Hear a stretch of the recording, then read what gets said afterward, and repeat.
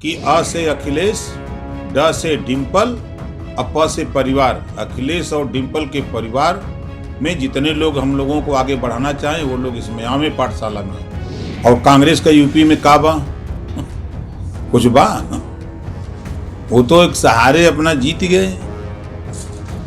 नहीं तो बलिया में कांग्रेस के कई वोट है बचल, सब वोट सरक गया धीरे धीरे।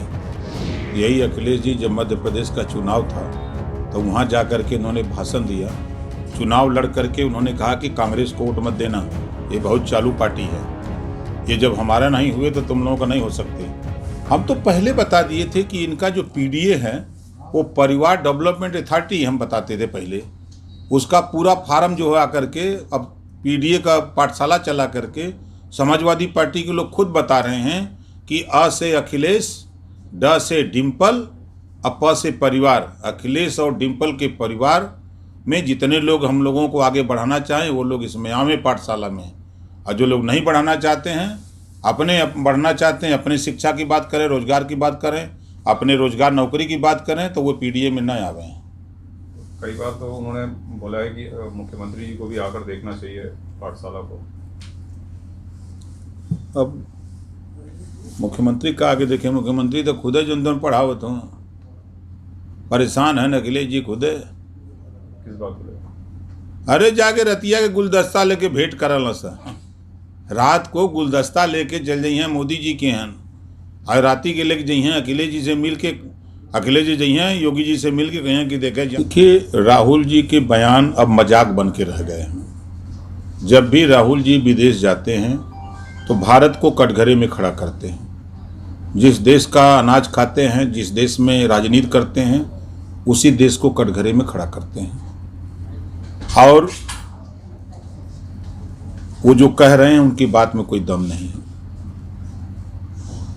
तो जिस तरीके से उन्होंने कहा कि महाराष्ट्र और कई जगहों के लोकसभा और विधानसभा चुनाव में एक बड़ा खेल हुआ और कहीं ना कहीं इंडिया गठबंधन को हराने की एक बड़ी साजिश रची गई, और उसमें कहीं ना कहीं बीजेपी का साथ जो है देता नजर आ रहा है इलेक्शन कमीशन। पहले तो ये बात कहने के पहले राहुल जी को चाहिए कि वो जो जीते हैं सीटें, कांग्रेस के लोग जो जीते हैं, तो पहले तो वो कैसे जीते हैं। वोटर लिस्ट में गड़बड़ी चुनाव आयोग ने करके जितवाया, या ये लोग गड़बड़ी करके जीते हैं? तो ये तो पहले अपने स्वतः वो उसको सिद्ध करे, तब उसके बाद दूसरे को कहें। राहुल गांधी के घर पे आज डिनर है, कहीं ना कहीं जो इंडिया ब्लॉक है उसकी मजबूती को दिखाने की कोशिश की जा रही है, और अखिलेश यादव भी वहां पर पहुंचे हुए हैं, तमाम 50 बड़े नेता भी हैं इंडिया गठबंधन के अलायंस के। क्या देखिए, अगर आपने अखिलेश जी की बात की, तो यही अखिलेश जी जब मध्य प्रदेश का चुनाव था तो वहाँ जा कर के उन्होंने भाषण दिया, चुनाव लड़ करके उन्होंने कहा कि कांग्रेस को वोट मत देना, ये बहुत चालू पार्टी है, ये जब हमारा नहीं हुए तो तुम लोगों का नहीं हो सकते। ये अखिलेश जी के बयान हैं जो मध्य प्रदेश में बोला था। तो वहाँ जाके भारतीय जनता पार्टी को जिताए, या उत्तराखंड में बाई इलेक्शन में गए तो कांग्रेस के प्रदेश अध्यक्ष का बयान आया कि अखिलेश वहाँ चुनाव लड़के भाजपा को जिताने का काम किए हैं।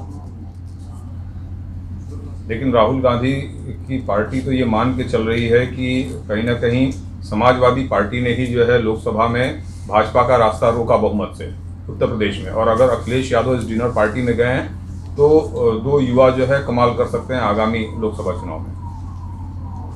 अब देखिए, अब उनका अपना मानना है।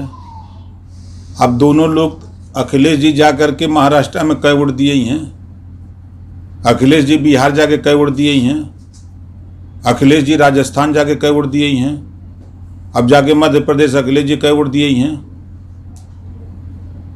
और कांग्रेस का यूपी में का बा कुछ बा, वो तो एक सहारे अपना जीत गए। नहीं तो बलिया में कांग्रेस के कई वोट है बचल, सब वोट सरक गया धीरे धीरे।